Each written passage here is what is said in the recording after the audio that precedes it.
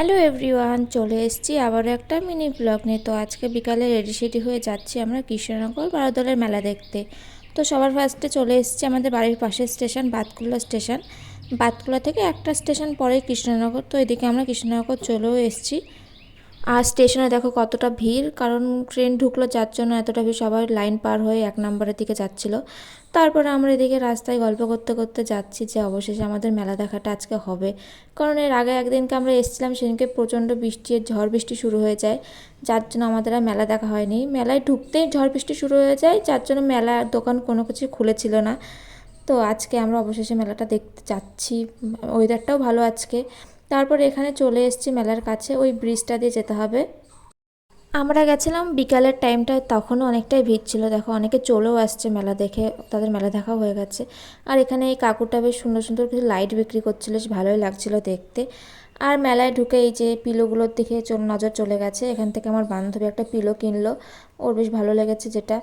তারপরে এখানে কিছু দোকান ঘুরে ঘুরে দেখছিলাম, খুবই সুন্দর লাগছিল এই ফুলগুলো, কিন্তু খুব দাম বলছিল। তারপরে চলে আসি কিছু জিনিসপত্র কেনার জন্য, বাড়ির জন্য যেগুলো কিনলাম। তো এখানে বেছে বেছে দেখছিলাম আর আমার বান্ধবী ভিডিও করছিল।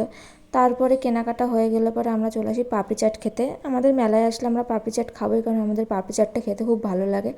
তারপর আমরা এখানে একটু বসে বসে গল্প করছিলাম। তো আগের দিন মেলা দেখতে পারিনি, আজকে দেখা হচ্ছে। তারপরে এখানে দুজন মিলে একটু ছবি টবি তুলছিলাম। তারপরে আমাদের পাপড়ি চাট দিল, বেশ খেতে খুব ভালোই ছিল পাপড়ি চাটটা। আমার মা এসেছিলো একদিনকে মেলায়, তা সেদিনকে খেয়েছিল, বলছিল ভালো না, আজকে বেশ ভালোই লাগছিলো।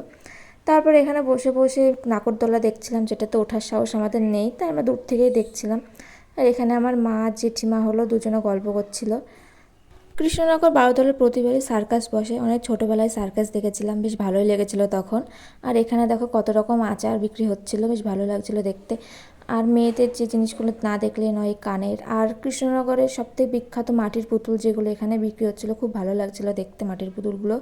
আমরা মেলার প্রায় সব দোকানে ঘুরে ঘুরে দেখেছি, এবার সব ভিডিওতে দিলে পর অনেকটাই বড় হয়ে যাবে, সেজন্য এইটুকুনি আজকের ভিডিও।